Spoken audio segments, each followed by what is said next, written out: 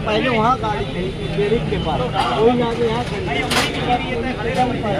वापस भी नहीं आया। 3 मरतबा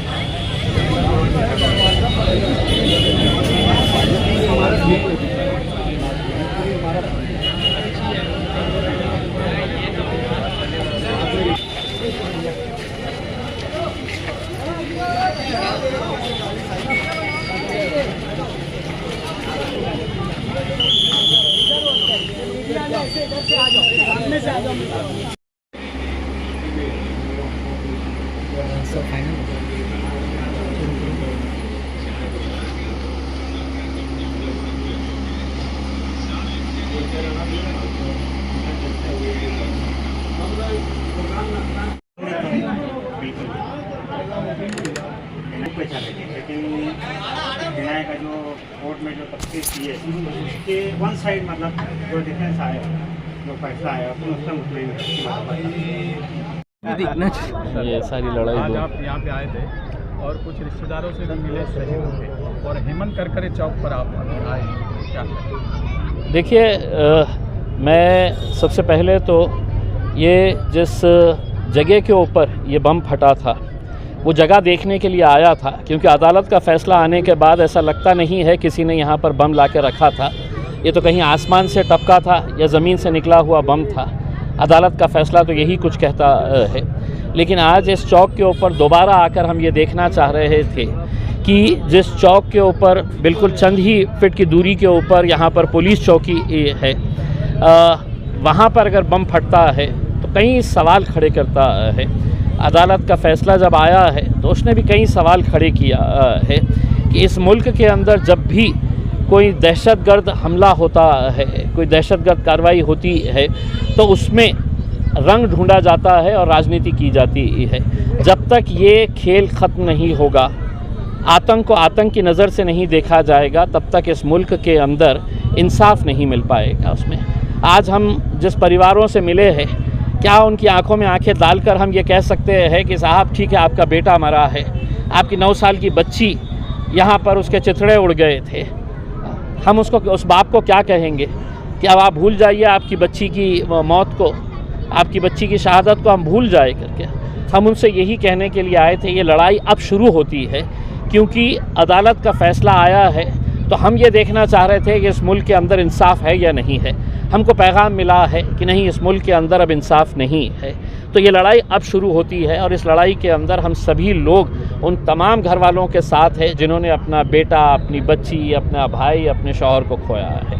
भगवा दहशतगर्द और हरा दहशतगर्द, देखिए, मैं यही कह रहा हूँ कि जिस दिन ये फ़ैसला आया था उस दिन इस बारे में चर्चा नहीं हो रही थी कि आखिर क्या हम 17 साल इस बात का इंतज़ार कर रहे थे कि अदालत हमको ये बताए और ये कहे कि नहीं साहब, वहाँ पे पंचनामा बराबर नहीं हुआ था। उसमें अगर 17 साल के बाद अगर यही अगर फ़ैसला आना है तो फिर हमें अदालतों की ज़रूरत क्या है, हमें एजेंसीज़ की ज़रूरत क्या है, हमें ATS की, NIA की क्या ज़रूरत है कि जब इसी तरह के फ़ैसले आते रहेंगे, चाहे वो समझौता का ब्लास्ट हो, कौन करा किसी को पता नहीं है, मक्का मस्जिद हैदराबाद का ब्लास्ट हो, किसने किया है कोई पता नहीं है, बम्बई के ट्रेन धमाका किसने किया है कोई पता नहीं है, मालेगांव 2006, मालेगांव 2008 किसने किया है कोई पता नहीं है।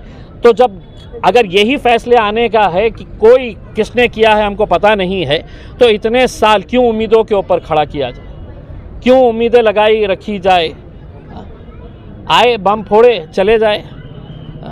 और ये सिर्फ 2006 और 2008 ही नहीं है, अब 2025 के अंदर भी हम वही देख रहे हैं 2006 में जो देखे थे। उसमें 4 लोग आते हैं टहलते हुए, पहलगाम के अंदर बेकसूर लोगों की जानें ले लेते हैं और टहलते हुए वापस चले जाते हैं।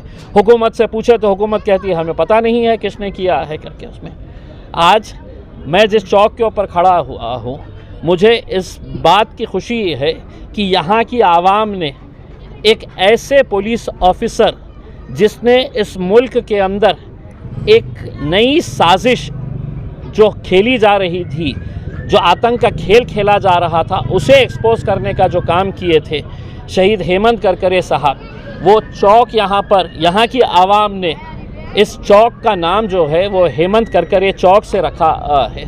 तो आज उनकी शहादत के ऊपर भी कई लोग सवाल उठा रहे हैं और जिस दिन जजमेंट आया उन्होंने उस जजमेंट का जश्न नहीं मनाया, बल्कि जितने भी लोग मुंबई के जो आतंकी हमला हुआ था उसमें शहीद हेमंत करकरे साहब की भी जान गई थी, उनकी शहादत के ऊपर भी वो जश्न मनाने का काम कर रहे थे।